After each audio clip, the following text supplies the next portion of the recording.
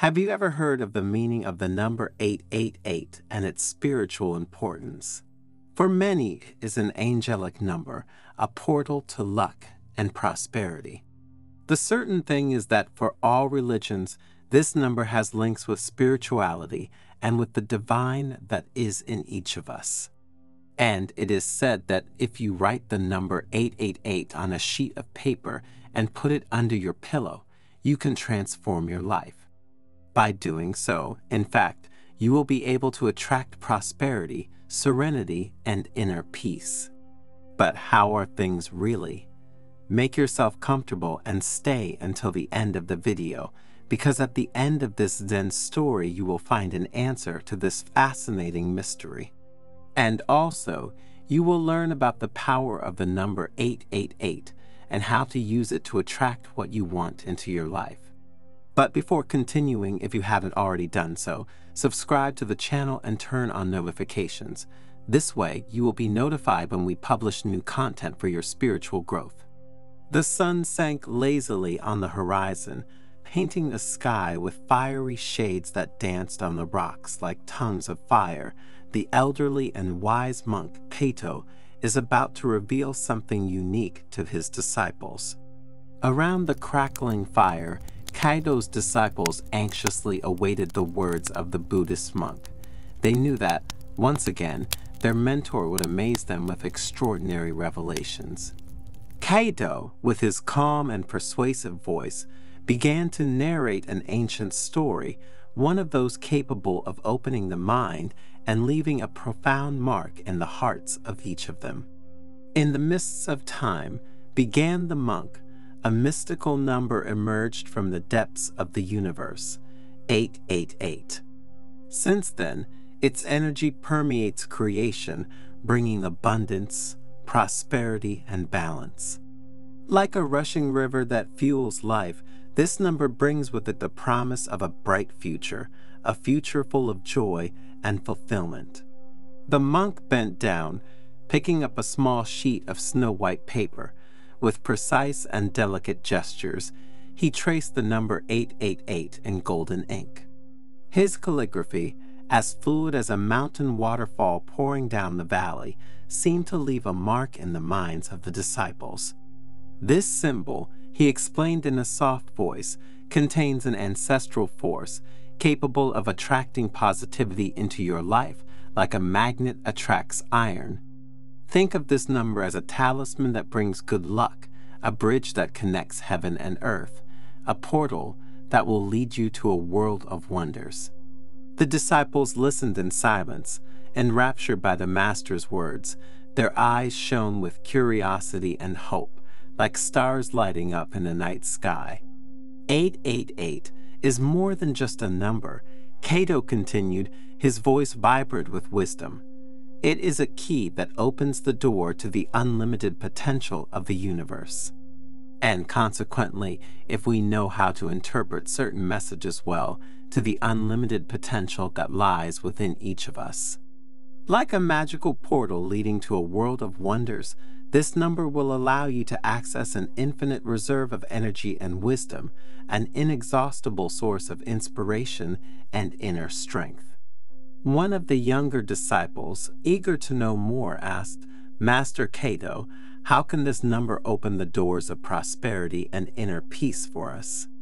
The monk, looking at everyone with a broad smile, invited them to write the number 888 on a sheet of white paper, using golden or red ink, symbols of prosperity and luck. The sheet then had to be placed under the pillow before going to bed, like a hidden treasure waiting to be revealed. While you sleep, Kaito whispered in a firm voice, your mind will open like a flower in the sun, and the energy of 888 will flow through you, purifying your spirit and preparing you to receive new gifts from the universe. It will be like a rain of blessings falling on the thirsty earth. Dreams will transform into prophecies, intuitions into flashes of genius, and synchronicities into invisible guides that will lead you to your highest destiny. The disciples nodded, and with their hearts full of hope and the paper with the number 888, clutched in their hands, they headed towards their rooms. The ritual that Cato had spoken about had affected them deeply, and they couldn't wait to carry it out with all the trust and faith they were capable of. In the quiet of the night, the disciples retreated to their rooms, lulled by the singing of the nocturnal birds and the rustling of the leaves. The paper with the number 888 rested under their pillows like a precious talisman that emanated a subtle and vibrant energy, and that night a very strange thing happened. Everyone dreamed of something, and the dreams became vivid and colorful, full of symbols and mysterious messages to interpret and use as maps for one's happiness. Upon awakening, the disciples felt transformed, as if a cool breeze had swept away the clouds of their minds. A sense of renewed energy and profound inner peace pervaded their being, like a wave of positivity that enveloped and intoxicated them. Over the next few days, surprising events began to manifest in their lives. New opportunities knocked on their doors, like flowers blooming at dawn. Unexpected encounters illuminated their path, like lighthouses in the night indicating the route. Fortunate coincidences led them towards the realization of their dearest dreams, like shooting stars that grant wishes. The disciples, amazed and happy at these events and this transformation, went to Cato to thank him and to ask to know more about the number 888. The wise monk, with a benevolent smile, invited them to sit around the fire, which crackled brightly like a beating heart that united them under the same roof. 888 is an angelic number, Cato explained, his voice vibrant with wisdom. It is a message sent by our spiritual guardians, a precious gift that infuses our lives with hope, love, and protection. Like a lighthouse in the night, this number guides us towards our highest destiny, illuminating the path ahead with its golden light. In Buddhism, the number 8 represents the Eightfold Path, or the path that leads to enlightenment. And the 888 is seen as a symbol of spiritual perfection and awakening, a symbol to be respected, and thanks to which one can find one's path in life. Master Cato asked the disciple, "Is it true that this number is also important for other religions?" The monk, smiling, replied that in the Christian tradition, the number 888 is associated with Jesus Christ, because in Greek, the name of Jesus has this same numerical value. And for this reason, it is seen as a symbol of redemption, salvation, and eternal life. Cato told stories of angels and spiritual guides who, through this issue, had offered their help to people in difficulty. He talked about how this number was often present in prophetic dreams, sudden intuitions, and surprising synchronicities, like an invisible thread that weaves the fabric of our destiny. The 888 is a symbol of balance and harmony, continued Cato. Like a bridge that connects heaven and earth, this number helps us find the right balance between our spiritual aspirations and our material needs. It is an invitation to live a life full of meaning, in which external prosperity is accompanied by internal growth, giving us emotional balance and mental well-being. While the disciples listened with great interest, and their hearts were grateful to their mentor for the wisdom he imparted to them, the monk taught them how to meditate on the number 888. Thinking about this number, my dears, visualize how a golden light flows through your body and purifies your soul. And pay attention to the signs and synchronicities that manifest themselves in your life, recognizing them as messages from the universe that guide you towards your destiny. The disciples, with hearts full of gratitude, from that day continued to constantly practice the ritual of the number 888 and meditate on it. Their life turned into a journey of discovery and joy, where every day was a new chapter in a wonderful story. The numbers danced before their eyes, like notes of celestial music that invited them to follow the rhythm of the universe. And their lives, despite the challenges and tests to which they were subjected, continued in the name of trust, faith, and perseverance. Challenges are like stones that help us build the path of our life, Kaido had told him during his lessons. Do not be afraid of falling, because it is only by falling that you learn to get up. The 888 is with you. You just need to open your heart to feel its energy. The most difficult test was for Akiko, a young disciple with a pure heart and a kind soul. A sudden fire destroyed her house, leaving her with nothing. Akiko was disheartened and cried desperately, believing that the universe had abandoned her to her fate. Kaido took her hand and led her to the top of a hill overlooking the valley. The sun was rising, painting the sky in shades of pink and orange. Look, he said, pointing to the breathtaking view. The universe has not abandoned you. It has given you this test to make you emerge like a phoenix from the ashes. Remember that the 888 is with you. Have faith, and your inner strength will guide you despite adversity. Akiko watched the sun rise and felt a new strength rising within her. The monk's words gave her the hope and determination to rebuild her life. With the help of his fellow disciples and the community, he built a new house, more beautiful and more resistant than the previous one. After overcoming various tests and challenges, the disciples felt transformed. They had acquired a new awareness of themselves and their place in the world.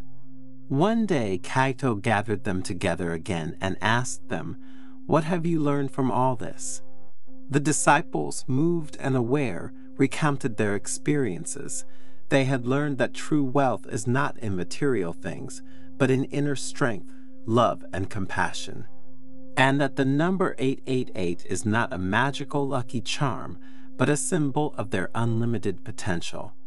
And again, that the key to a happy and fulfilling life is to trust your intuition and live in harmony with yourself and the universe.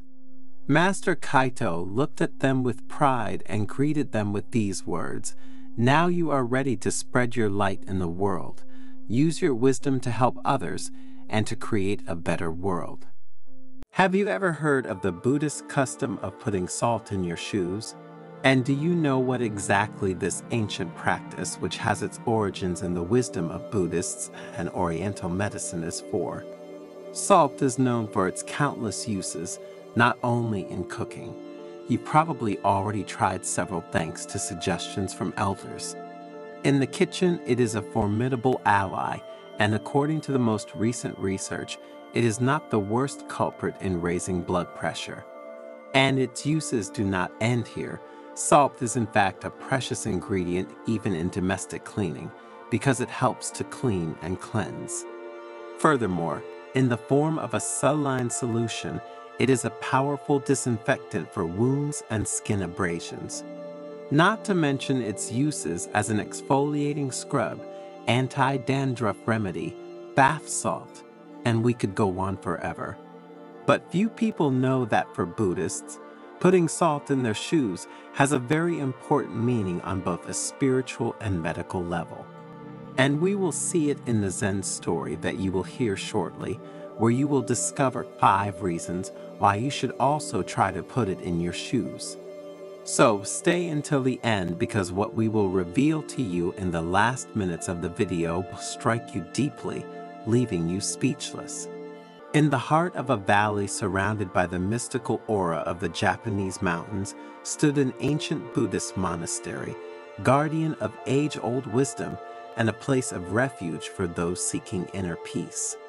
In this place where time seemed to have stopped, lived the elderly and venerated monk Makoto, whose wisdom and profound understanding of the ways of Buddhism and Oriental medicine shone like the light of a candle in the night.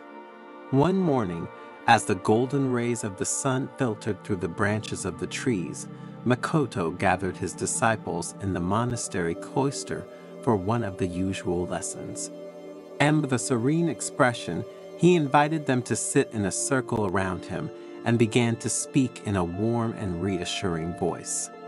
Every step we take on the path of life is a sacred journey, the monk began, a path that leads us to knowledge of ourselves and the universe that surrounds us. And just as when, to face a long and tiring journey, it is necessary to prepare adequately, so also in our earthly existence, we must be ready to face the challenges that await us. The disciples listened, enraptured by their master's words, and when Makoto mentioned the ancient custom of putting salt in shoes, their minds opened to the wonder of a tradition as ancient as it was mysterious. This practice, Makoto continued, has roots that go back to the remotest past, when our ancestors walked through wild and impervious lands. In those distant times, salt was not just a condiment to enrich foods, but a precious commodity, a symbol of purity and protection. The senior monk took a moment's pause, letting the words settle like delicate sand in the minds of his disciples, and then continued, I will now explain to you the 5 main reasons why the practice of putting salt in your shoes is so significant and important for our spiritual path and for our health in general. First, Makoto said, salt has the power to absorb moisture, just as the Buddha absorbed the suffering of the world. When we put salt in our shoes, it helps us keep our steps light and agile. In Buddhist practice, humility is often associated with the heaviness of worries and suffering that we carry with us along the path of life. Just as the weight of water filling our shoes in the rain slows and weighs down our pace, so the worries and tensions of the mind can hinder our progress towards inner peace and enlightenment. Putting salt in your shoes symbolizes the desire to free yourself from this burden, to let go of worries, and to maintain a lightness of spirit despite the challenges encountered along the way. Salt acts as an absorbent of these worries, allowing our steps to remain light and agile as we proceed in our search for inner peace and wisdom. To enhance the meaning of this aspect, Makoto told them the story of an old fisherman who, during a storm, had saved his boat from breaking thanks to a bag of salt that he had thrown on the deck to absorb the water. The second reason to put salt in your shoes, Makoto continued, is that salt has purifying properties.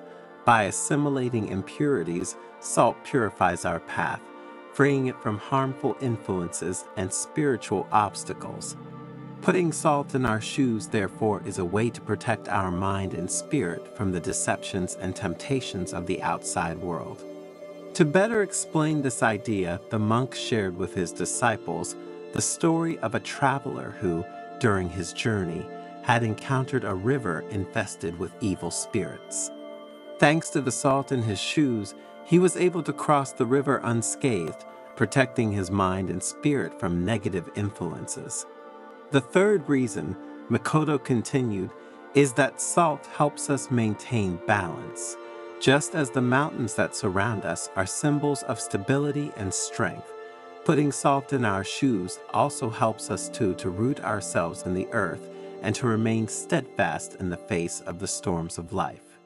The mountains surrounding the monastery represent the image of stability and strength, said the monk. Just as these towering rock formations remain steadfast even in the face of the most violent storms, so we too must learn to maintain our inner stability as we face life's challenges. And putting salt in your shoes symbolizes this balance. The salt, in fact, acts as an anchor for our steps, stabilizing them and preventing unwanted falls along our path. When we walk with salted shoes, we feel more solid and rooted to the ground, as if we have a deep connection with the earth itself. This balance not only affects the body, but also the mind and spirit. Therefore, following this practice is an invitation to find the right balance between the different dimensions of our existence. Between work and rest, between action and contemplation, between joy and sadness, between good and evil. When we manage to maintain this balance, we can face life's challenges with serenity and determination without being shocked by the ups and downs we encounter along the spiritual path. To make the concept clearer, Makoto told them the story of a young monk who, during a meditation on the banks of a stormy mountain stream, had found perfect balance thanks to the salt he brought with him. As the disciples became more and more involved with the stories of their spiritual guide, Makoto continued with the fourth reason. Salt also has healing properties, he said. In Oriental medicine, in fact, salt is considered a natural remedy to relieve pain and tension. Putting salt in your shoes can soothe not only the physical discomforts, but also the mental ones that we encounter along our spiritual path. To demonstrate this idea, the monk shared with his disciples the story of a farmer who, suffering from an open wound on his foot, had found relief by immersing his foot in a saline solution. Continuing with the fifth reason, Makoto talked about how putting salt in your shoes was a gesture of gratitude. Salt is a precious gift from the earth, and using it mindfully reminds us to be grateful for all that life offers us, both the joys and the challenges, said the master. The disciples listened to Makoto's words with deep reverence, grasping the wisdom behind that seemingly simple gesture, but the monk wasn't finished yet. Looking his disciples straight in the eyes, he added, "My dears, there is a reason linked to this practice that I wanted to leave until last due to its importance. Putting salt in your shoes is a rite of passage that connects us to past generations and all the people who have walked this earth before us. Every grain of salt represents their stories, their challenges, and their victories. When we put it in our shoes, we join an eternal bond of wisdom and resilience that crosses time and space, transmitting their spirit and strength in our footsteps." Faced with this revelation, the disciples were speechless, contemplating the depth of this apparently simple gesture. They understood that, for Makoto, salt in shoes was not just an ancient practice or a symbol of protection and purification, but a connection to humanity itself and all the lives that have passed before them. Have you ever had the problem of sleeping in one position rather than another? Some people sleep on their stomachs, some on their right side and some on their left side. Then there are those who love to do it curled up in a fetal position and those on their stomach. And again, there are those who love wearing pajamas and those who don't. There are those who love having blankets on and those, however, who want to feel free. Well, if you are among those who have never asked themselves the problem, thanks to the Zen story that follows, you will discover what happens if you sleep on your left side. So stay until the end, because what you will hear will leave you breathless and will make you seriously reconsider the way you are used to sleeping. In a quiet Buddhist monastery located among the mountains of Japan, immersed in the serenity of the gardens, the elderly and wise monk Shinzo decided to dedicate a special evening to sharing profound truths about the way we are used to sleeping. The moon, bright and round in the night sky, seemed to bless the atmosphere of contemplation that spread among the devoted disciples gathered in the main hall. Shinzo, sitting on a tatami, began to speak in a calm voice, as if his words were a light breeze that caressed the minds of those who listened to him. Today, dear disciples, we will see why sleeping on your left side is the best thing you can do for your physical health and emotional well-being, the monk began. We will explore together the profound connections between the practice of left-sided sleep, the benefits for our body and spiritual awakening. Finally, you will understand why Buddhist monks have been sleeping on their left side for centuries. While the disciples were increasingly fascinated and intrigued by the topic, Shinzo continued his speech. In the ancient Eastern tradition, the connection between the body, the mind, and the spirit was an essential part of the path to wisdom and balance. And sleeping on the left side has always been of great importance. This choice is not random, but reflects a profound understanding of the physiological and spiritual principles that guide the practice of sleep. The first advantage of sleeping on the left side, said the monk, is to achieve optimal lymphatic drainage. Lymph flows through our body, and it is important that it does so like a quiet river that flows gracefully through the earth.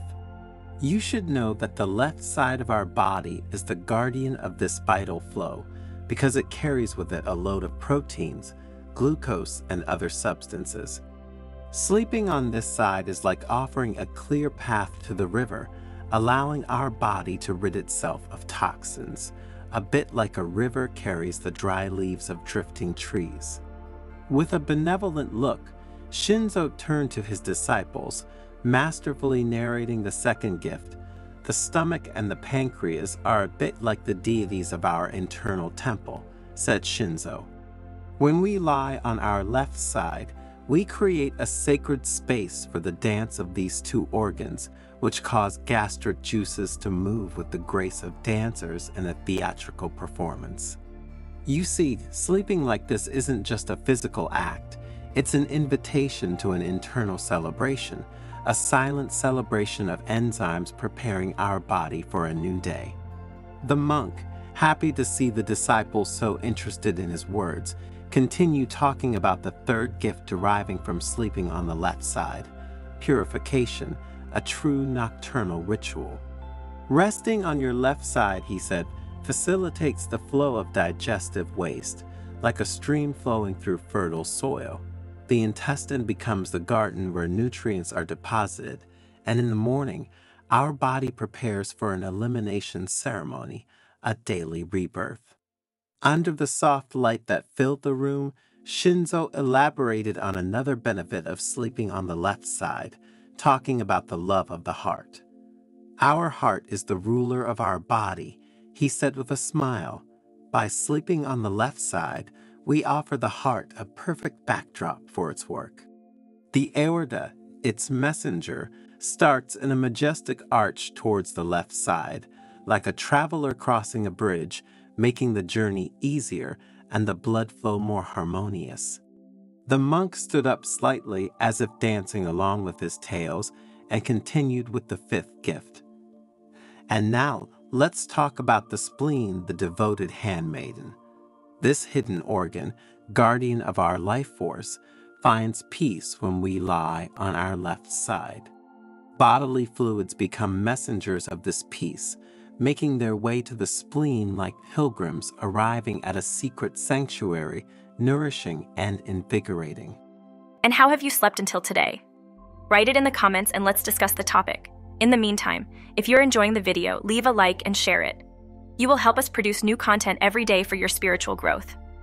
With a deep gaze, Shinzo introduced the sixth gift with a touch of poetry.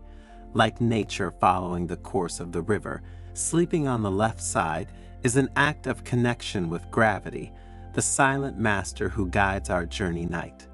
The force of gravity becomes the guardian of the pathways of our lymphatic drainage, a silent companion that accompanies our body through its purification ritual. In resting on the left side, the master continued, we also find balance between body and mind. Sleeping on the left side is not just an act of comfort for the internal organs and for our body in general. Ancient Oriental wisdom teaches us that this way of resting enriches our health and our connection with the internal and external world.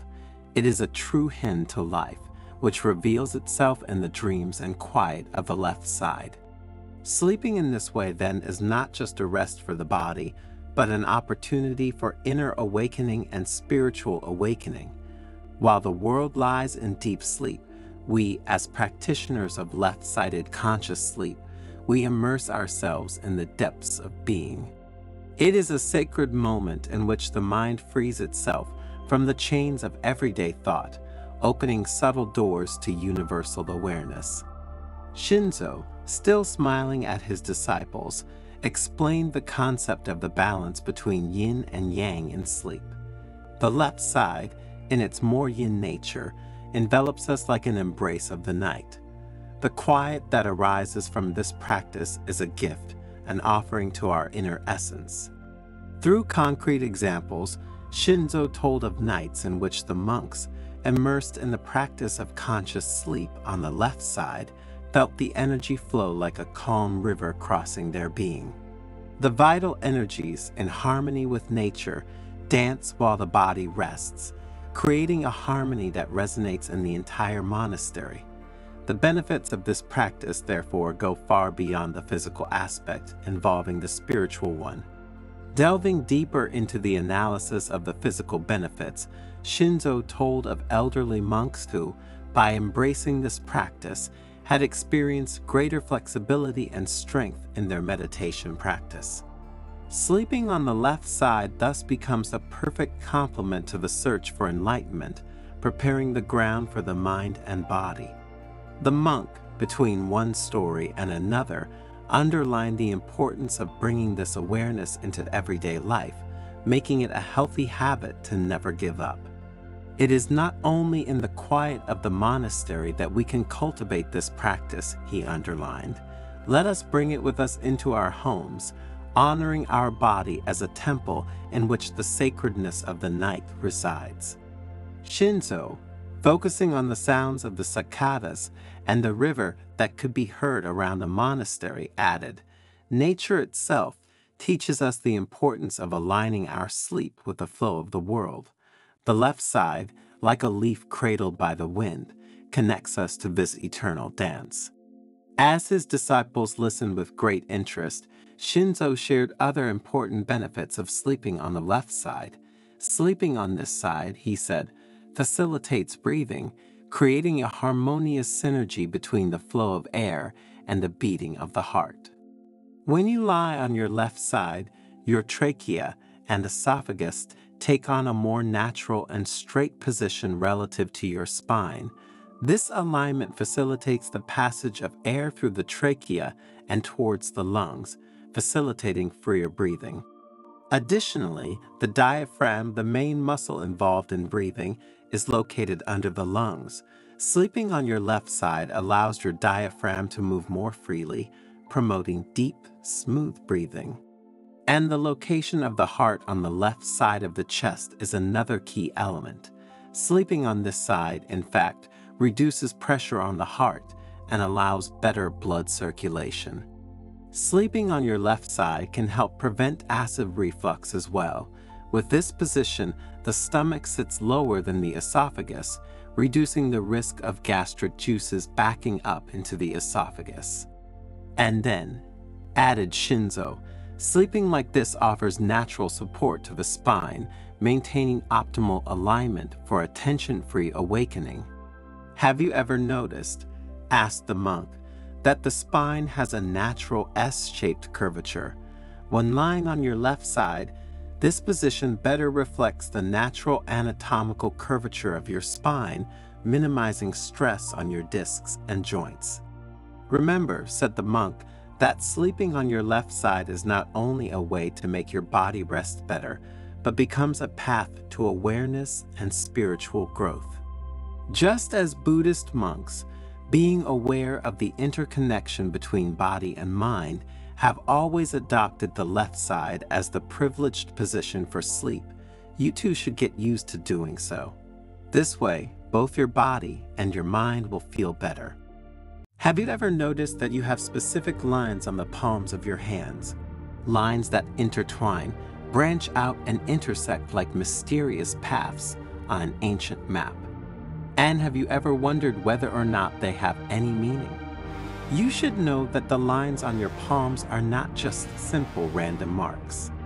According to Buddhist tradition, these lines have profound symbolic and spiritual meanings, and they can reveal hidden aspects of your personality, your potential, and your destiny. In this Zen story, thanks to Buddhist wisdom, we will focus in particular on the sun mine and see what it means to have this sign on the palms of your hands. So, if you are ready to embark on a mystical journey between legend and reality in search of your inner peace, follow the video until the end. You will discover the secrets of the sun line, a symbol that has fascinated scholars, researchers, and truth seekers for centuries. And you will understand how this sign can influence your personality and destiny. It will be a mystical journey between legend and reality that could change your life. But before continuing, if you haven't already done so, subscribe to the channel and activate notifications to be updated when we publish new content for your spiritual growth. There is a monastery among the mountains of Japan which welcomes souls in search of enlightenment and wisdom every day. Within his austere walls, the old monk Ninsei, renowned for his profound knowledge, usually gathers disciples to share precious teachings. One day, while the sun painted the sky with golden brushstrokes and the singing of birds filled the air of the surrounding forest with celestial melodies, Ninsei invited his students to gather around him. "Dear disciples," he began in a quiet voice, "today I will tell you about an enigmatic line that some of you may have imprinted on the palm of your hand. This line, called the sun line, is shrouded in an aura of mystery that has fascinated and intrigued Buddhist monks for centuries." A murmur of curiosity spread among the disciples, like a light wind stirring the leaves of the trees. Each of them carefully examined their hand, trying to identify the mysterious line that could have hidden an unexpected fate. But before delving into the meaning of this line, Ninsei continued with an enigmatic smile, "I will tell you the legend of a young monk obsessed with the sun line." The disciples drew even closer, captivated by the promise of a fascinating story. And Ninsei began to tell the story of the young monk, his obsession with the line of the sun, and his journey in search of the truth. Tenzin was an intelligent and sensitive boy, but tormented by a doubt. He didn't have the line of the sun on the palm of his hand, the master began to tell. Convinced that this was a sign of his adverse destiny, he isolated himself from the world, locked himself in a cave in the mountains. The disciples listened attentively, imagining Tenzin's sadness and loneliness. One day, Ninsei continued, an old Buddhist master named Kenpo came to see him and invited him to follow him. Kenpo was a wise and compassionate man with a deep understanding of human nature and the mysteries of the universe. "Why should I follow you?" Tenzin asked in a tired voice. "My life is already marked by bad luck." Kenpo looked at him with understanding eyes. "True luck, Tenzin," he said, "is not found in the lines of your palm, but in the light that emanates from your heart. Follow your light and you will find happiness." Tenzin was doubtful because there was a reason he had taken refuge in those mountains. Some people, in fact, had convinced him that not having that specific mark on his hand was an omen of misfortune for him and for those around him. But something in Kenpo's words touched him, so he decided to follow him and embark on a journey of self-discovery. During their journey, Ninsei recounted, Kenpo taught Tenzin the principles of Buddhism, meditation, and the importance of cultivating compassion, gratitude, and determination.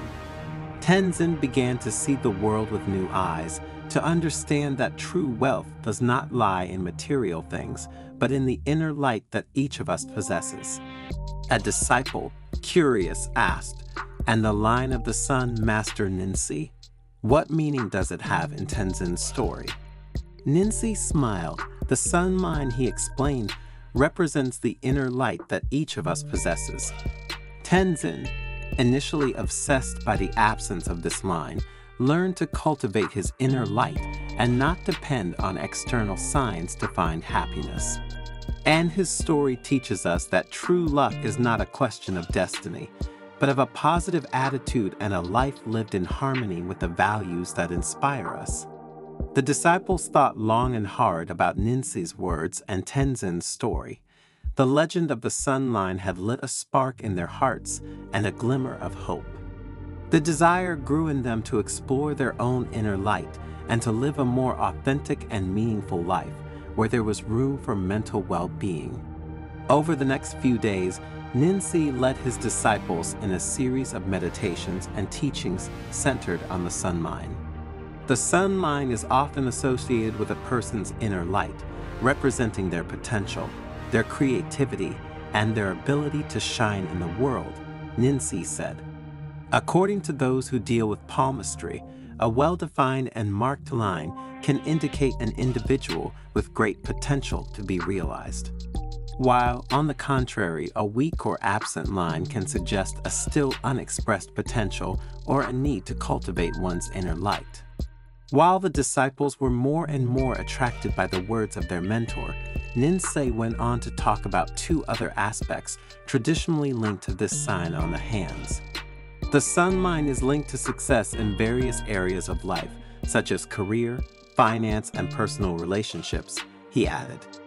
A long, straight line can indicate an individual destined for success, while a short or irregular line can suggest obstacles or challenges to overcome to achieve one's goals. However, it is important to remember that success is not just a matter of fate, but also of commitment, determination, and positive choices. If we do not commit ourselves with dedication, consistency, and perseverance, we cannot expect that everything will go well and that our life will move towards success and serenity, continued the monk with conviction. Master Ninsi asked another disciple, "What are the spiritual implications of this sign on the hands?"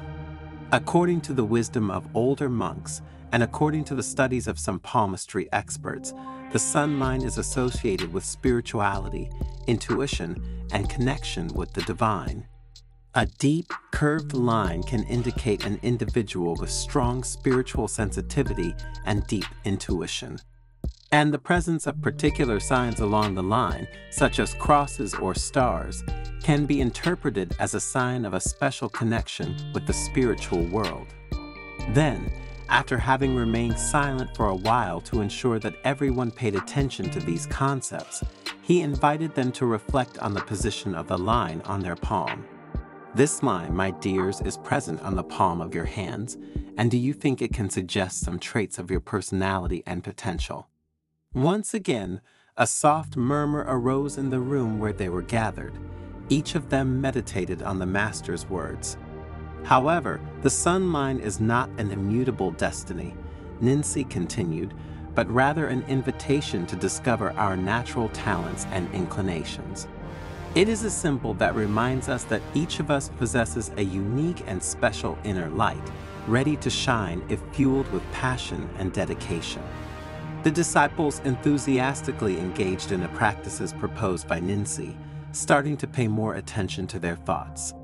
They understood that listening to their emotions and paying attention to their actions, trying to identify the values that guided them and the goals they wanted to achieve, was crucial to living fully. One day, a disciple named Mai approached Ninsi with a doubtful expression. "Master," he asked, "my sun line is very short and thin. Does that mean I don't have much potential?" Ninsi looked at her with his eyes full of wisdom. "Mai," he said, "sunlight is not measured by the length or breadth of its line, but by its intensity. Remember that even a small spark can light up an entire room. True strength lies in your determination, your compassion, and your will to make a difference in the world." Ninsi's words touched Mai's heart.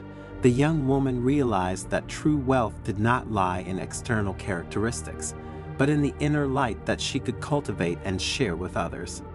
Over time, Ninsi's disciples continued to grow and evolve, inspired by the legend of the sun line and the wisdom of their master. They learned to live in harmony with themselves and the world around them, spreading messages of peace, compassion, and hope.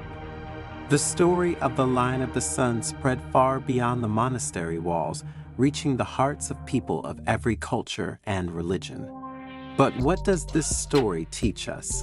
That true luck is not a question of fate or external signs, but of a positive attitude and a life lived in harmony with the values that inspire us. True wealth lies in our mind, in our heart, and in the actions we perform every day. Like the sun line, each of us has a unique and special inner light. It's up to us to grow it, nurture it, and share it with the world. Only in this way can we help create a brighter and more hopeful future for all. Let us always remember, the inner light is our greatest strength. Let's give her room to shine. In addition to this universal message, the story of the sun mine also offers us an invitation to reflect on our individuality and potential. The position of the sun line on the palm of the hand can be seen as a metaphor for our natural talents and inclinations. It is an invitation to discover what makes us unique and to pursue it with passion and dedication. In a world that often pushes us to conform to predefined standards, the story of the sun line reminds us that true wealth lies in our authenticity. And it is only when we embrace our uniqueness and share it with the world that we can make a difference for ourselves and others. So, next time you look at the palm of your hand, remember the story of the sun line. Be inspired by his message of hope and inspiration, and start cultivating your inner light, because that's where true luck and fulfillment lies. Have you ever heard of the ancient practice of putting your name in salt water? Imagine immersing your deepest desires in a mystical ritual, letting salt water purify them and transform them into reality. What would it be like to be able to live a life full of serenity and inner peace, free from pain and suffering? And what would it be like to find emotional balance and mental well-being by pushing away the things and people that hurt you? In this Zen story, thanks to Buddhist wisdom, you will discover that if you put your name in salt water, you can make your wishes come true. If you stick around to the end of this story, you will discover the incredible power of salt water for your life. And you will know how a Buddhist monk named Ariko helped a young disciple rediscover the joy of living through Zen philosophy and this ancient secret ritual. So get ready for an exciting journey through the snow-capped mountains of Japan, where ancient wisdom intertwines with the transformative power of salt water. We assure you that by the end of this touching story, you will have learned how to awaken your inner potential and turn your dreams into reality. In an ancient village nestled among the snow-capped mountains of Japan, there lived an old and wise Buddhist monk named Ariko. Known for his profound wisdom and compassion, he attracted disciples from every corner of the country, eager to learn from his teachings. His fame was such that even the emperor himself occasionally went to the temple to receive his advice. One day, a group of disciples gathered around the master. Their faces were marked by tiredness and discouragement. They had fought long and hard, facing all kinds of obstacles and rejections, but life didn't seem to give them what they deserved. This is why they felt tired, trapped in an endless routine, destined for an existence devoid of the well-being and peace they had always desired. Ariko looked at them with her eyes full of kindness and said, "Would you like to learn how to break down those barriers that prevent you from reaching your true potential? What would it be like to be able to overcome the waste we have to deal with every day? And what would it be like to be able to obtain what we need to live peacefully?"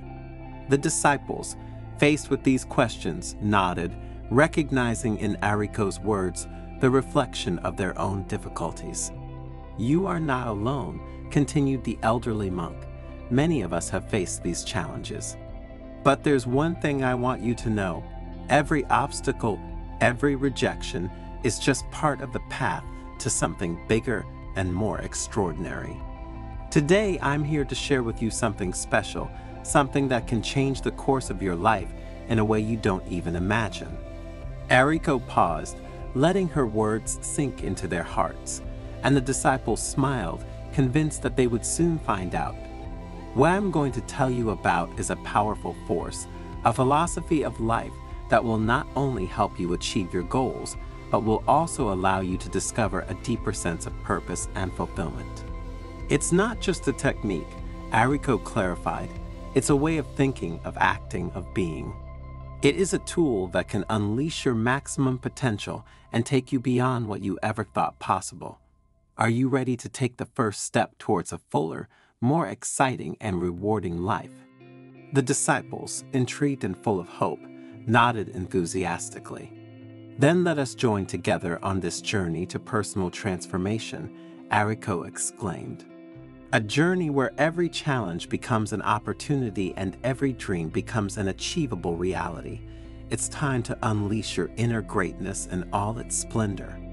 And so, Ariko began to guide his disciples along the path of awareness and personal realization. By teaching them the principles of Zen philosophy and powerful techniques such as meditation, gratitude, and manifestation, he would give them the keys to a more fulfilling life. One day, while the disciples were meditating by the lake, Ariko told them a legend that had been handed down for generations. It is said that in the depths of this lake lives an ancient and wise dragon, guardian of a magical pearl that contains the knowledge and wisdom of the universe. Legend has it that only those with a pure heart and a determined soul can find the pearl and gain its powers. The disciples listened to the story in amazement, fascinated by the possibility of gaining such knowledge. The master smiled and said, "The legend of the dragon and the pearl is a symbol of the potential that lies within each of us. Inside us is an inexhaustible source of wisdom and strength, just waiting to be awakened, and we must learn to do it." To help his disciples connect with their inner potential, Ariko taught them a special ritual, the salt water ritual. Salt water represents purification and transformation, Ariko explained. With this ritual, you can free your mind from negative thoughts and channel your energy towards your deepest desires. Now, listen to me carefully because I will explain exactly what you will have to do to put this powerful ritual into practice. The disciples carefully followed Ariko's instructions. Taking a blank sheet of paper, they wrote down their deepest desire clearly and precisely. Then, they folded the sheet and immersed it in a carefully prepared bowl of salted water. As the sheet absorbed the salt water, Ariko guided them in a deep meditation, helping them visualize their wish already fulfilled. He invited them to feel the positive emotions they would feel once they achieved their goal, to perceive the joy and satisfaction that would derive from it. At the end of the meditation, the disciples took the paper out of the bowl and left it to dry. Ariko assured them that the ritual had activated the power of manifestation and that their wish would come true if only they continued to believe in it with faith and perseverance. In the following days and weeks, the disciples put their mentor's teachings into practice, cultivating gratitude and faith in the power of manifestation. However, some of them began to doubt when their wishes did not come true immediately. Ariko reassured them, explaining that the path to personal fulfillment is not always linear. There will be obstacles and trials to face, but it is important to maintain faith and never abandon your dreams. Every trial is an opportunity to grow and strengthen, he said. Learn from your mistakes. Don't be afraid to fail. Failure is not the end, but just a step towards success, and it is only by failing that you can learn how to achieve your desires. The disciples, inspired by the monk's words, continued to persevere, facing challenges with courage and determination. And over time, they began to see the fruits of their efforts. Their wishes, once just distant dreams, began to come true, one after the other. As the disciples achieved their goals, they realized how powerful the potential resided within them. They had learned to turn their thoughts into reality, to overcome limitations, and create the life they wanted. Gratitude became a constant feeling in their hearts. They were grateful to Ariko for his teachings, grateful for the experiences they had lived, grateful for life itself. One day, after many years of teachings, Ariko felt that the time had come to leave this world. He gathered his disciples around him and said, "My journey is coming to an end, but my teaching will live on through you. Take with you the wisdom you have learned, share it with the world, and help others find their inner light." With a smile full of peace, Ariko closed her eyes forever.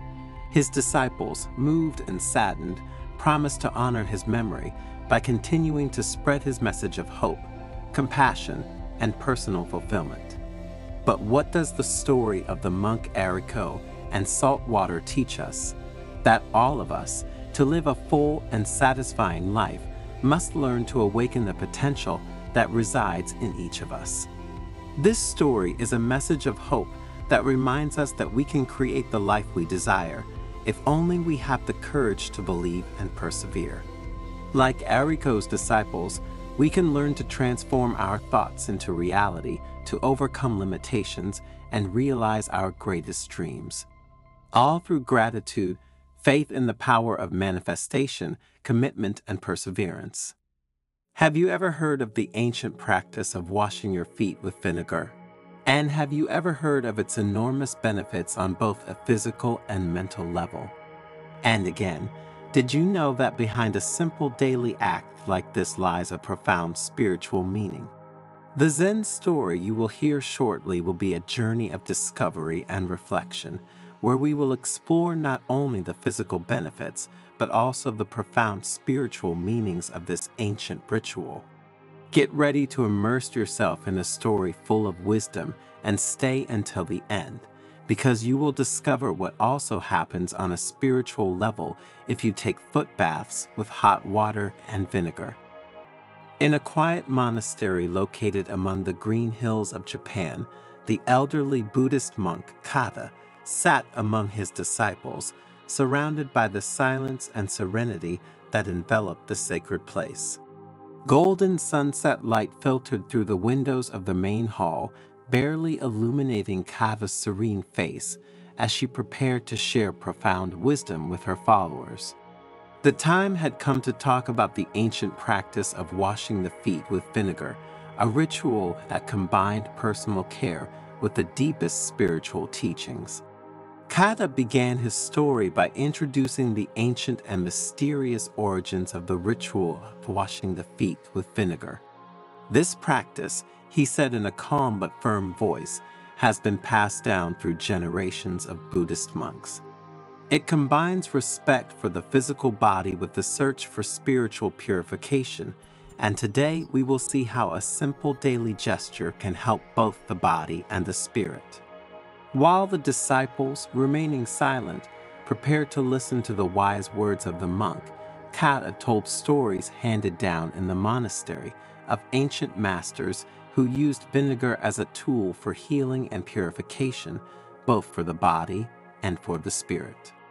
The sacred writings speak of monks who, after long meditations in the woods, returned to the monastery to wash their tired feet with vinegar, thus renewing their commitment to the path of spiritual awakening, continued Kava.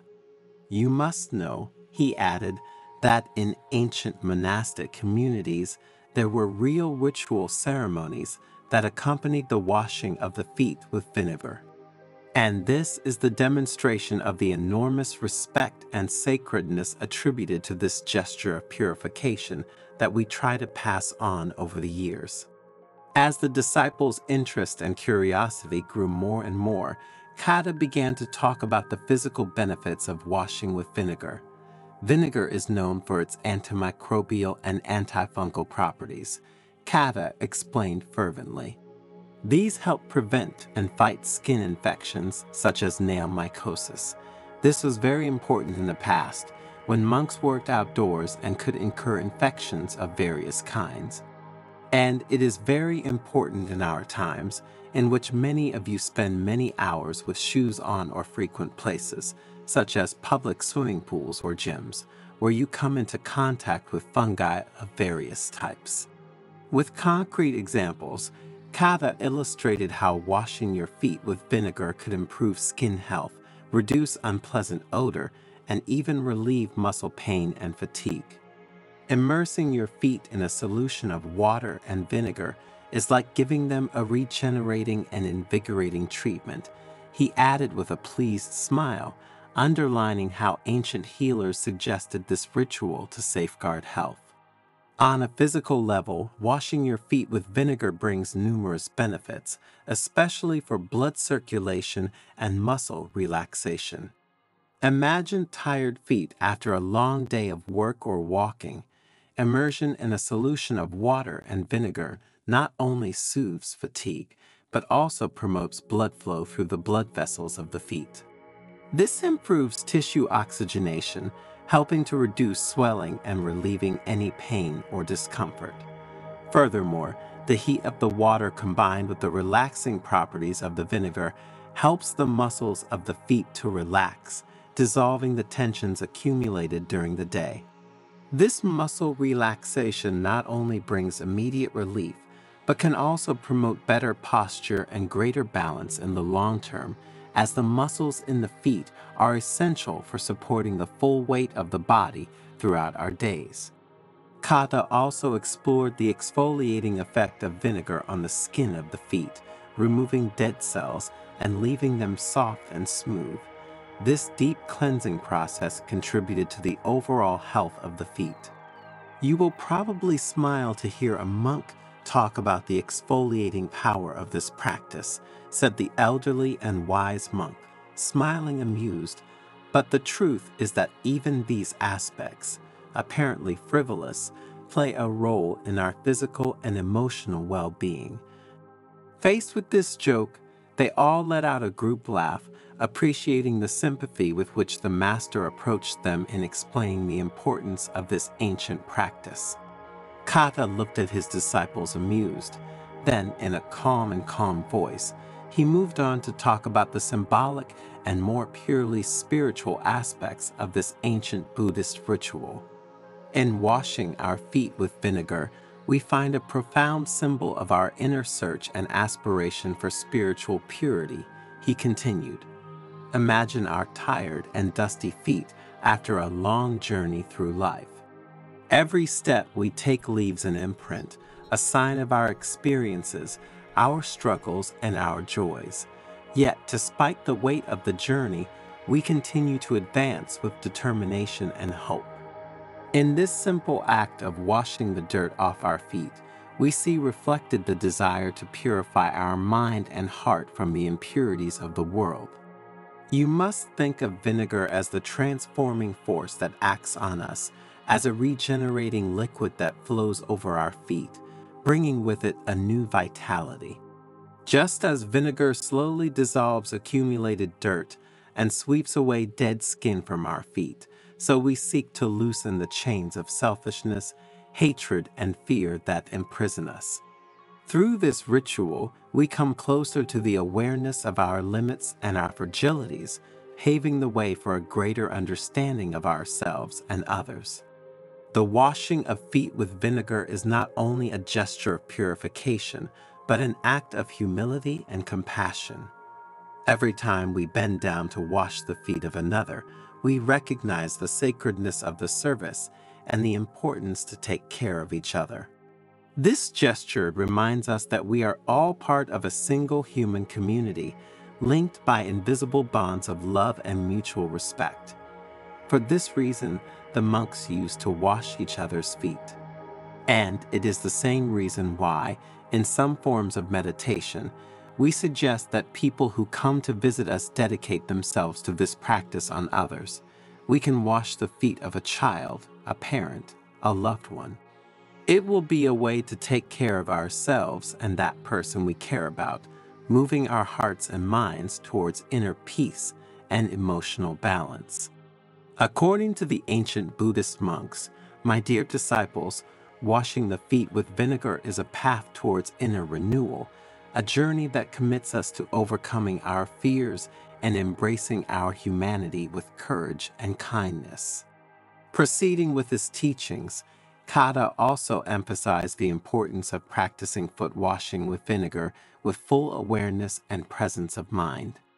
Every drop of vinegar is an opportunity to be fully present in the here and now, he said firmly. So practice mindfulness during the ritual, observing the sensations, thoughts, and emotions that arise as you soak your feet in the vinegar. In this way, he continued, foot washing becomes not only an act of purification, but an experience of profound connection with oneself and the surrounding world. Kata, during this lesson, was not limited to the theoretical aspects, but also suggested breathing and meditation exercises to be practiced during the ritual, to promote greater awareness and mental tranquility.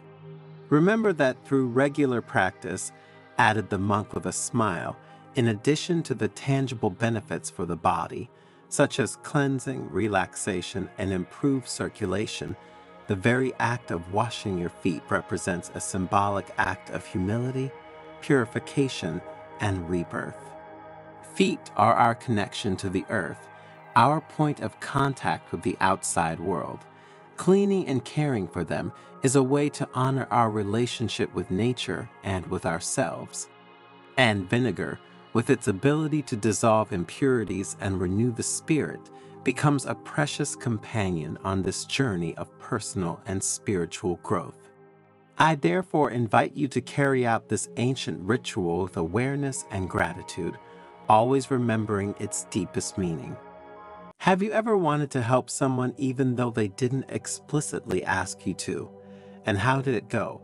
And have you ever wondered if your good intentions could, in fact, have caused a negative ripple effect that you weren't aware of? In the Zen story you are about to hear, we will see that not helping others, unless they ask you, is best for them and for yourself.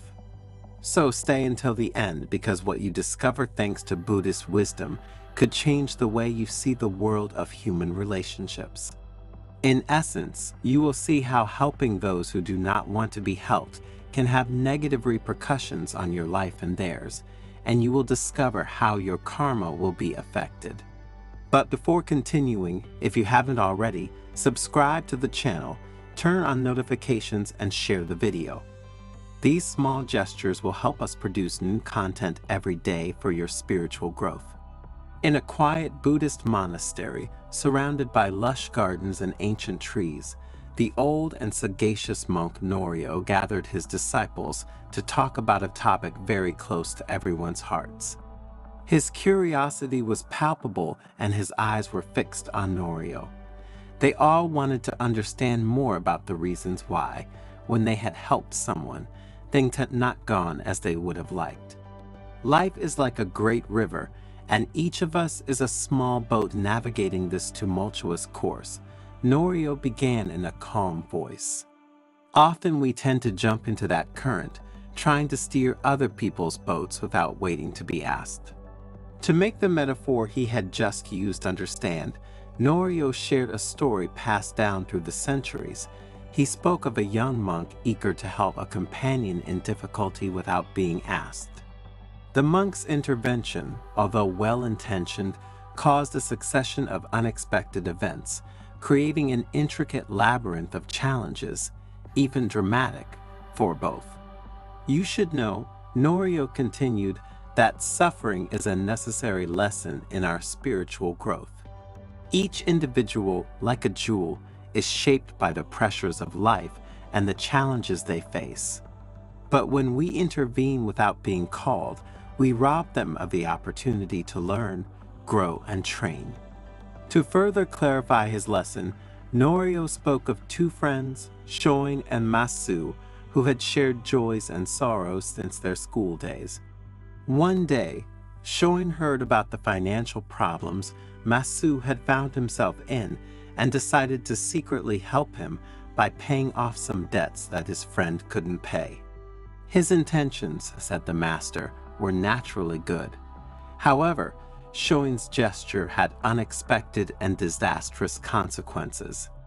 Masu, although grateful to his friend for the unsolicited help, was deprived of the opportunity to resolve the situation in his own way.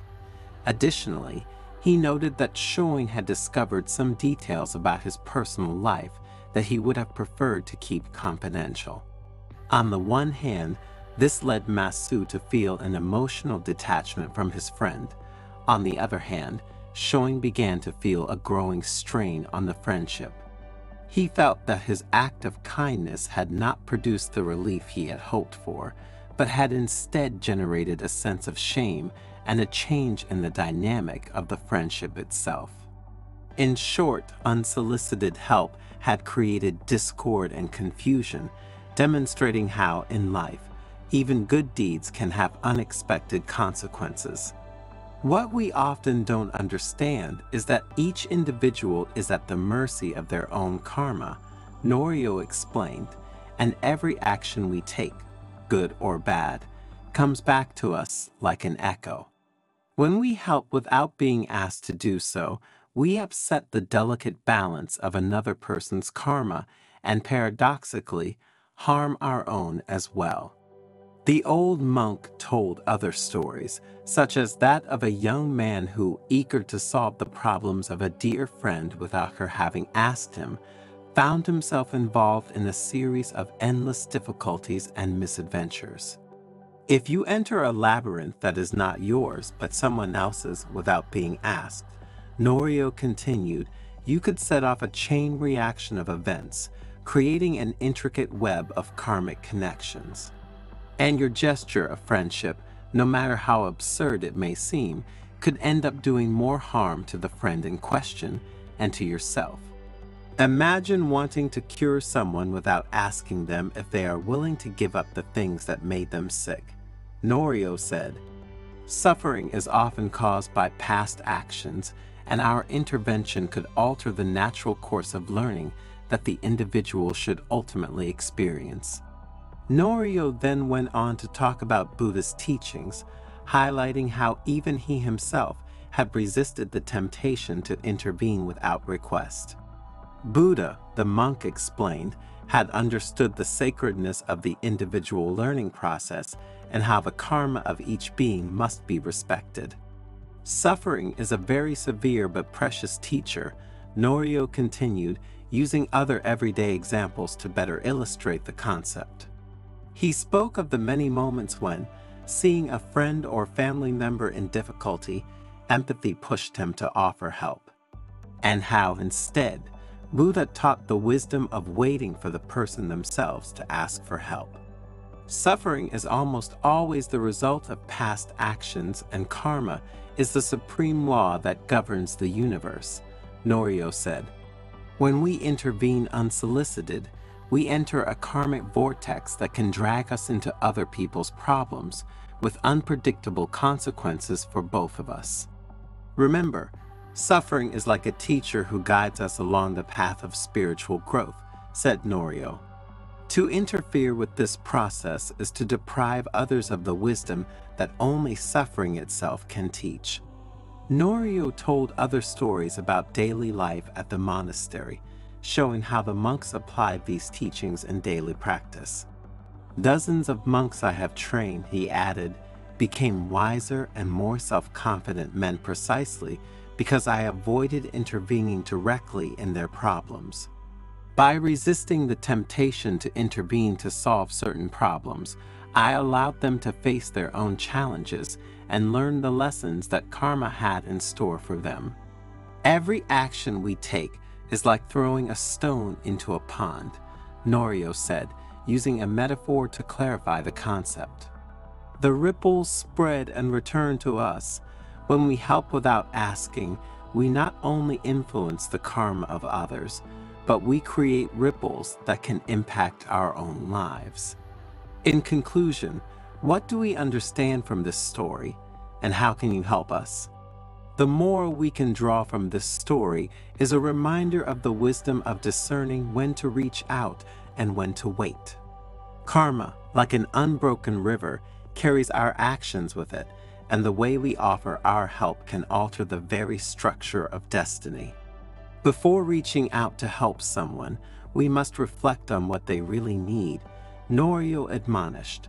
Not everyone seeks advice.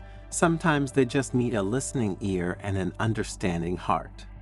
Therefore, let us always remember to respect the sacredness of the individual path of each human being.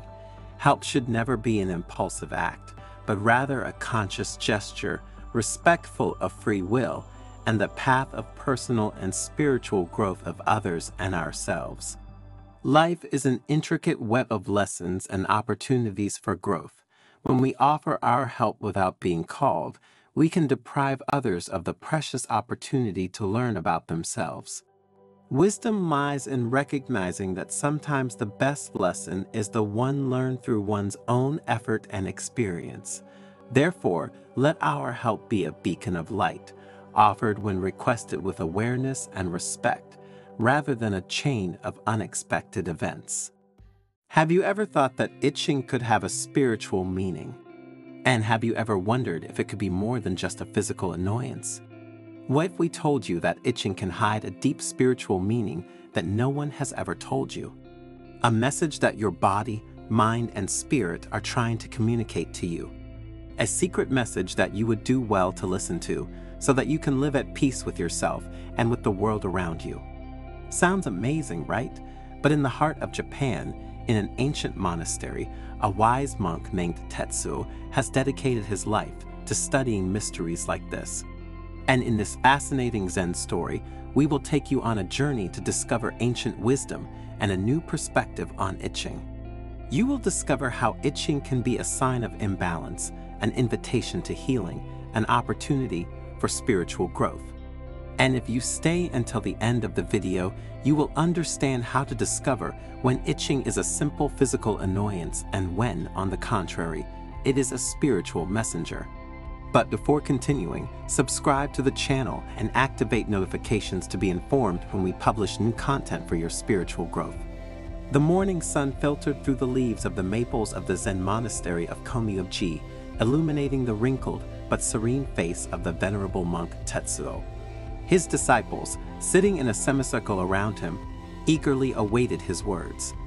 Tetsuo was known for his enigmatic parables and profound teachings, capable of touching the heart and awakening the mind. That day, however, the topic seemed, only on the surface, unusually banal and earthly, itching. My dear disciples, the monk began with an enigmatic smile. Today, I want to talk to you about a phenomenon that all of us have experienced, but which few have truly understood: itching. A murmur of surprise spread among the disciples. The itching. What could it have to do with spirituality? Master, asked shyly Sakura, a young raven-haired disciple, isn't the itching just a physical annoyance, a symptom of some allergy or irritation? Tetsuo nodded. In many cases, Sakura, you are right, but itching can be much more than just a physical ailment. It can be a messenger, a signal that our body, mind, and spirit send to us to get our attention. A messenger. Taro, an older disciple with a thick white beard, asked curiously, "And what is this messenger telling us?" This, Tetsuo replied, is the question we must ask ourselves every time we feel the itch. What is our body telling us? What is our mind telling us? What is our spirit telling us? Tetsuo scratched his chin thoughtfully, as if searching for the right words. Often, he said, we think of itching as a simple physical discomfort caused by an insect bite, an allergy, or dry skin. And in many cases, this is the truth. But there is another level of meaning, a spiritual meaning, that we often ignore. The disciples listened with growing attention, enraptured by their mentor's words. Itching, Tetsuo continued, can be a sign of imbalance, of disharmony. It can indicate that something is wrong in our life, that there is an area that requires our attention and healing. It can be an invitation to look inside ourselves, to explore our emotions, our thoughts, and our actions. Tetsuo paused, letting his words sink into the minds of his disciples. I remember, he said, a time when a persistent itch tormented me. I couldn't concentrate on meditation, nor find peace in my thoughts. Initially, I thought it was just an allergic reaction to the pollen, but the itching persisted even after taking the medicine. What did you do, Master? Sakura asked with concern and great curiosity. I began to meditate on the itch itself, replied the Master. I observed the sensations, I explored the emotions that came from it. And slowly, I began to understand that the itching was a reflection of a deep anxiety that I had repressed, an anxiety related to an important decision I had to make. And then? Taro asked, what did you do to make this discovery turn into something positive? Once I recognized and addressed that anxiety, the itching went away, Tetsuo replied.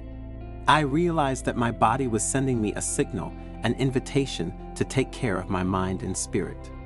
Then, as his eyes shone with wisdom and his smile spread peace, he added, The itch, my dears, is a call to action.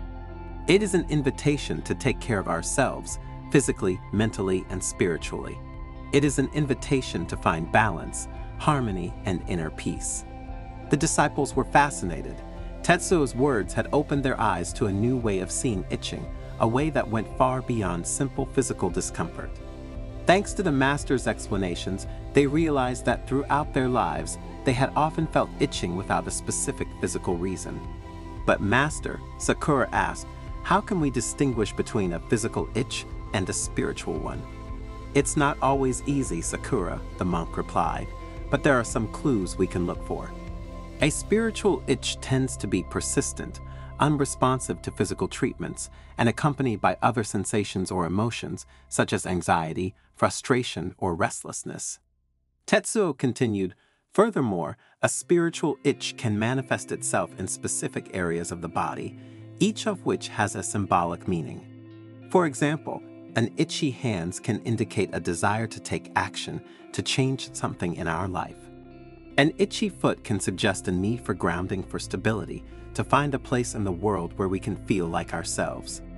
An itchy head can be a sign of mental confusion or thought overload. The disciples listened intently, taking mental notes. The lesson on itching became more and more interesting. Tetsuo, looking his disciples in the eyes, continued his lesson by telling about a new disciple who had once arrived at the monastery. He was a young man tormented by constant itching in his hands.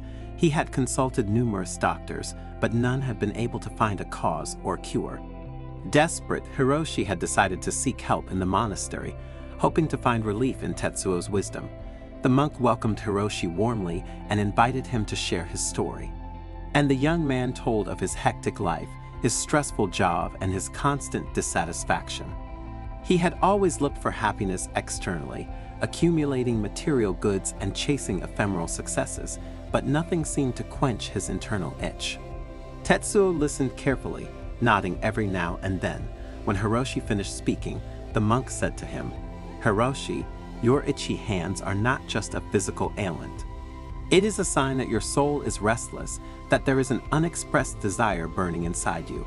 Your hands, tools of action and creation, are asking you to express your true nature, to follow your passion." Hiroshi was confused, but Master, he said, I don't know what my true passion is. I have always done what others expected of me, what society considered right and appropriate.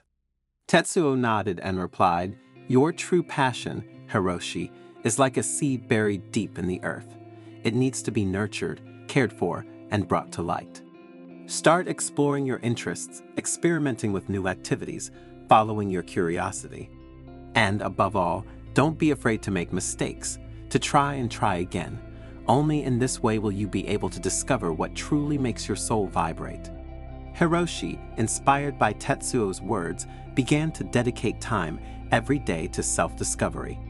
He experimented with painting, writing, music, dancing, cooking, gardening. Every activity opened new doors for him, showed him aspects of himself that he didn't know, and slowly the itchy hands began to subside. One day, while he was working in the monastery garden, he felt a deep and unexpected joy. His hands, immersed in the earth, seemed to dance among the plants, creating harmony and beauty.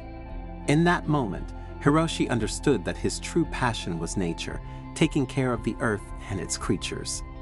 And from that day on, he enthusiastically dedicated himself to gardening, transforming the monastery garden into an oasis of peace and abundance. The itchy hands had completely disappeared, replaced by a feeling of contentment and serenity. He had found his true calling, his purpose in life. The disciples reflected on the story they had just heard, understanding the profound message it contained. The itch, like life itself, was a journey, an opportunity for growth and transformation. From that day, Tetsuo's disciples began to see the itch with different eyes. It was no longer just an annoyance, but an opportunity, an invitation to explore one's inner world and find peace, balance, and healing. And so, itching, from a simple physical symptom, transformed into a powerful tool for spiritual growth, a path towards self-realization. In the following days, the disciples began to share their experiences with the itch. Sakura told how an itchy throat had pushed her to express an opinion she had long kept repressed, freeing her from an internal burden. Taro spoke of an itchy leg that had led him to embark on a pilgrimage, discovering new perspectives and renewed motivation in his spiritual practice.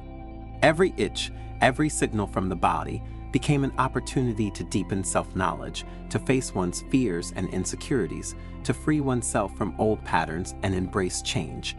And the Komyoji Monastery became a place of healing and transformation, where itching, from an annoying symptom, was transformed into a precious ally on the spiritual path.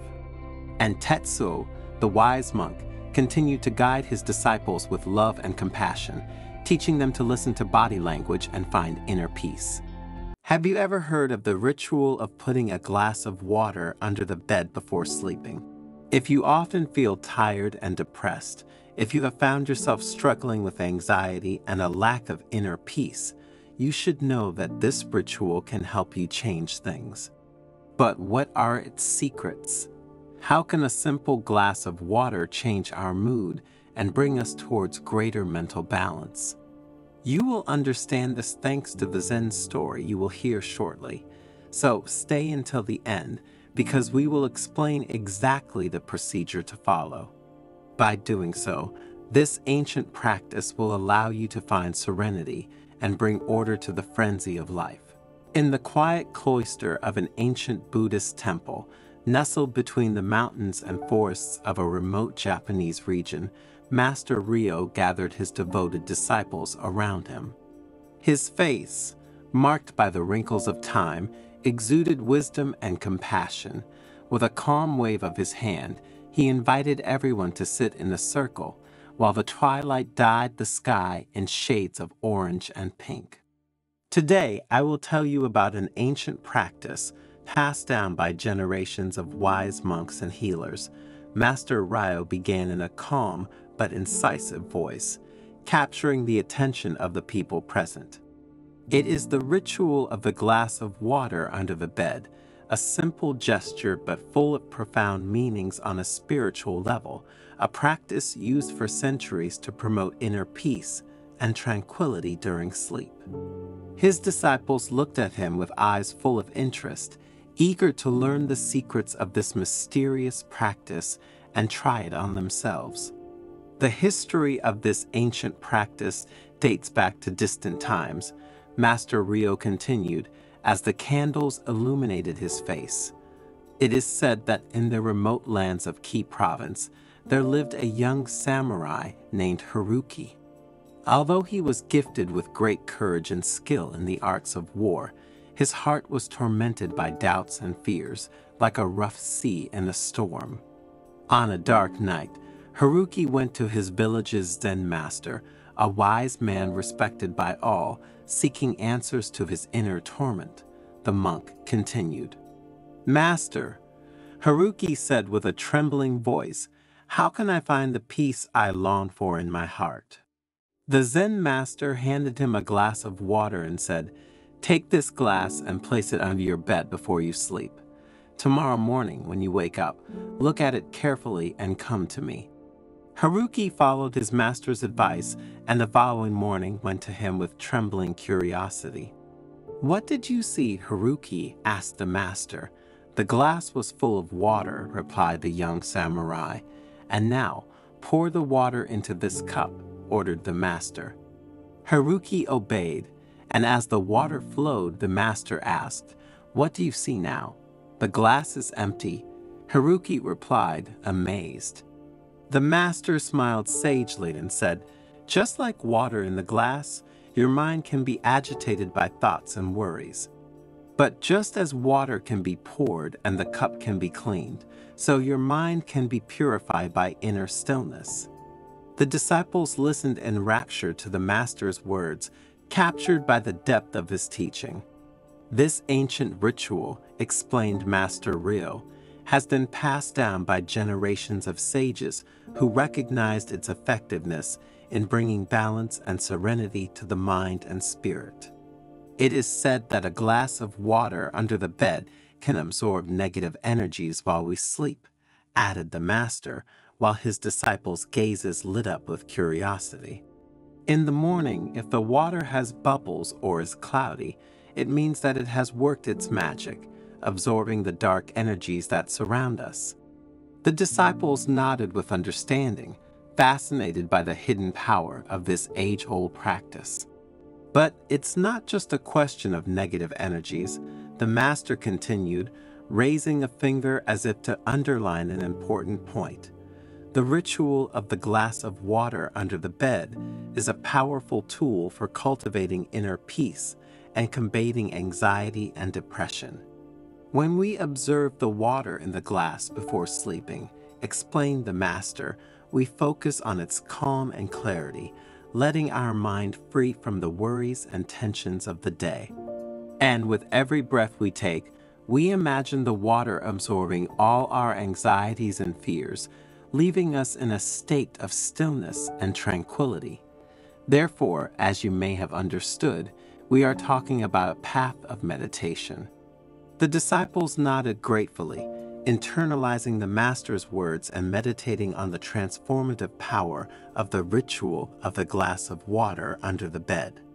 But water is also an element of connection and purification, continued the master, whose face radiated calm and wisdom.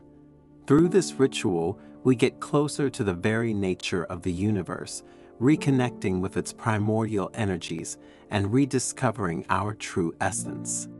The disciples listened enraptured, captured by the master's words and the intrinsic beauty of this age-old practice. They essentially understood that a profound symbolism was hidden behind this practice. Remember, Master Rio continued in a calm but firm voice, that true wisdom lies in humility and perseverance, in the constant journey towards self-knowledge and compassion towards others. The disciples looked into each other's eyes, illuminated by the light of understanding and awareness. At that moment, in the quiet cloister of the Buddhist temple, it seemed as if time had stopped. And the ancient wisdom of Master Reo continued to resonate in the hearts and minds of his devoted followers who, thanks to his teachings, found many ideas to live peacefully and undertake their spiritual journey. But what is the lesson we can learn from Master Rio's teachings? That the act of placing a glass of water under the bed before sleeping is not simply a ritual for its own sake. Carrying out this practice with faith, awareness, and conviction means having in your hands a very powerful tool to find inner peace, emotional balance, and fight anxiety and depression, added the monk. Remember, my dears, that even the smallest actions can have a profound impact on our mind and spirit, and for this reason we must not underestimate them, but cultivate them with perseverance. Each night, when we place that glass of water under the bed, we are symbolically letting go of our worries and tensions, allowing calm and serenity to flow into our lives. Master Rio, what is the precise way in which we must carry out this ritual? Asked one of the disciples. To practically implement this ritual, just follow a few simple steps, replied the monk. First of all, take a glass of water and fill it about 3/4 full. Then place it under your bed, on the right side of your body. Before falling asleep, observe the water for a few minutes, focusing on its calmness and clarity. Breathe deeply and imagine the water absorbing all your worries and tensions. In this way, all the negative energies that condition our existence for the worse are eliminated overnight. In the morning, as soon as you wake up, check the water. If it is cloudy, unclear, or has bubbles, it means that the negative forces have ended up in the glass, and that the water has absorbed these energies for us. At this point, the container should be emptied, even if the liquid has not changed color and has no bubbles, and the water thrown away. Then the following night we start again with this practice, which should ensure peaceful sleep and dreams. When you notice that the water remains clear, that it has no bubbles and is no longer cloudy, it will mean that you have achieved the emotional balance and inner peace you desire. Have you ever heard of the mysterious and profound spiritual meaning of the number 7? 7 is considered a mystical number in many cultures and traditions. It often represents the search for truth, spirituality, and inner wisdom. And in this video, thanks to a Zen story and Buddhist wisdom, we will talk about an ancient and fascinating ritual handed down over the last few centuries. We will essentially discover what happens if you write the number 7 on a sheet of paper and place it under your pillow. So stay until the end of the video, because from today you will be able to implement a ritual that is as simple as it is powerful on a spiritual level. But before continuing, subscribe to the channel and activate notifications to be informed when we publish new content for your spiritual growth. Under the shade of an ancient cherry blossom tree, Zen master Aizamu sat in meditation, surrounded by his disciples. An aura of profound peace permeated the air as the pink petals floated softly like light snowflakes.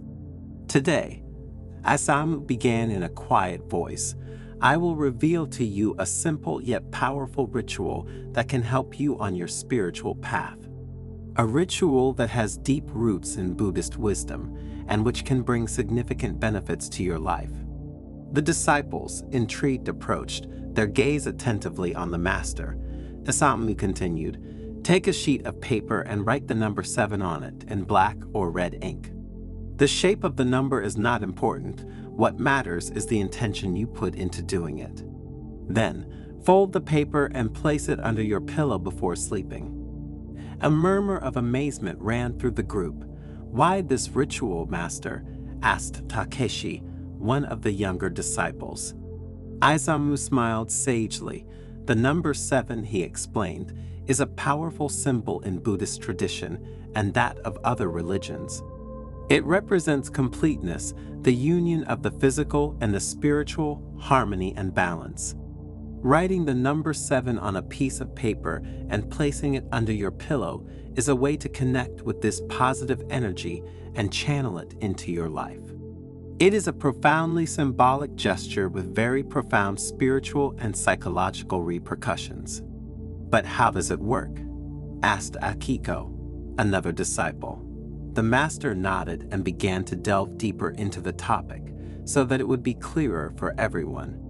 "During sleep, our mind is more receptive and open to suggestions than at any other time. And the sheet of paper with the number 7 placed under our head unconsciously transmits to the mind a message of completeness, harmony, and balance. This message that we transfer to our brain can help us solve problems, overcome obstacles, find new inspiration, and achieve prosperity. In addition to this," Aizamu continued, "the number 7 can also aid spiritual awakening. It can help us develop our intuition, connect with our inner wisdom, and live with greater awareness." The disciples listened attentively, fascinated by their mentor's words. Aizamu continued, "However, it is important to remember that this ritual is not a magic wand. It is not enough to write the number 7 and expect your life to suddenly change. The true power of this ritual lies in our intention and our will for personal and spiritual growth. If we practice it with faith and perseverance," Aizamu stated, "it can be a valuable tool for improving our mental well-being, our emotional balance, and our inner peace. It can help us walk our spiritual path with greater motivation and awareness, making us better and successful people." The disciples nodded with conviction, while Aizamu added, "Remember, the number 7 is only a symbol. The true magic lies within us. It's in our ability to connect with our inner wisdom and use the power of our mind to create a more meaningful, harmonious, and happy life." In the silence that followed the master's words, the disciples looked at each other with eyes full of hope and determination. They had received a precious gift, a simple ritual with the power to transform their lives. In the following days, many disciples put into practice the ritual of the number 7. Some had vivid and meaningful dreams, others felt more energetic and motivated, and still others found creative solutions to problems that had tormented them for a long time. The experiences of each disciple were different, but they all testified to the power of the ritual and the profound wisdom of Master Aisamu. The number 7, from a simple symbol, had transformed into a bridge towards a life richer in spirituality, personal growth, and well-being. The story of Master Aisamu and the ritual of the number 7 quickly spread among the faithful, becoming a precious teaching in the Buddhist tradition. A teaching that reminded everyone of the immense power that resides within us and the ability to transform our lives through connecting with our inner wisdom and spiritual practice. Thus, the fame of the ritual of the number 7 grew significantly, going beyond the borders of the monastery and reaching every corner of the country. People from all walks of life and creeds came to the master, eager to experience the transformative power of this simple gesture. Aisamu welcomed everyone with kindness and compassion, explaining to them the profound meaning of the ritual and guiding them in its practice. But he didn't just pass on instructions. He invited each person to embark on a journey of inner discovery, to listen to the voice of their heart, and to connect with the wisdom that resides within everyone. Over time, Aisamu began to notice that the ritual had different effects on each person. Some found relief from anxiety and stress, others experienced greater mental clarity and creativity, and still others felt more connected to their life purpose. Intrigued by this diversity of experiences, the monk decided to deepen his study of the number 7. He spent hours immersed in ancient texts, meditating in solitude and communicating with his spiritual teachers. Gradually, he began to understand that the number 7 was not only a symbol of completeness and harmony, but also a portal to different dimensions of consciousness. Through ritual, people could access deeper levels of awareness, exploring their inner potential and discovering new truths about themselves and the world around them. Aisamu then began to teach his disciples how to use the ritual of the number 7 to explore these different dimensions of consciousness. He guided them through specific meditations, visualizations, and breathing techniques, helping them develop their intuition and their ability to perceive the subtle energies that permeate the universe. Among the most attentive disciples was Takeshi, the young man who had shown particular interest in the ritual from the beginning. Takeshi devoted himself passionately to learning the new techniques taught by Aisamu and soon began to experience extraordinary results. During a meditation, Takeshi found himself transported to a place of absolute peace and serenity. He was surrounded by a golden light and felt in perfect harmony with everything around him. At that moment, he understood that the true meaning of the ritual of the number 7 was not to obtain something, but to open up to new possibilities of being and of experiencing reality. From that day on, Takeshi became a spokesperson for Master Aisamu's teachings, traveling the country and sharing his experiences with anyone who would listen. His enthusiasm and deep understanding of ritual inspired many people to embark on their own journey of inner discovery, using the number 7 as a compass to navigate the depths of their being. In the course of this teaching, Aisamu found himself facing new challenges and questions from his disciples. Some wanted to know how to use ritual to achieve success in material life, while others were interested in exploring its potential for healing illnesses or developing supernatural powers. Aisamu listened carefully to each question and responded wisely, always emphasizing the importance of intention and a correct approach. He explained that the ritual of the number 7 was not a magic formula to get what you want, but a tool to connect with your inner wisdom and discover the true nature of reality. And over time, he understood that his task was not only to teach the ritual of the number 7, but also to help people discern between the true and the false, between the authentic teachings and the distortions created by mind. Aisamu then began to teach his disciples how to develop their critical sense, how to recognize the traps of illusion, and how to remain faithful to the path of enlightenment. He encouraged them to question his own words and look within themselves for the answers. Master Aisamu's teachings continue to spread even after his death, leaving a lasting legacy that has inspired generations of spiritual seekers and people seeking a more meaningful life. The ritual of the number 7 became a valuable tool for many, helping them connect with their inner wisdom, overcome obstacles, and live with greater peace and harmony. And over time, the young Takeshi became a spiritual master in his own right, attracting disciples from every corner of the planet. He taught them not only the ritual of the number 7, but also the fundamental principles of Zen Buddhism, such as compassion and non-attachment. But what does the story of Master Aisamu and the ritual of the number 7 teach us? That each of us should embark on a journey of inner discovery, and that true magic lies not in objects or magic formulas, but in the depths of our being. It is only through connecting with our inner wisdom that we can find the peace, happiness, and fulfillment we seek. The ritual of the number 7 is just a tool, a symbolic compass that can guide us on this fascinating journey of self-discovery. True transformation happens when we open our hearts and minds to the infinite possibilities that life offers us. If you are ready to embark on this journey, start today. Write the number 7 on a sheet of paper, place it under your pillow, and open your heart to the wisdom that resides within you.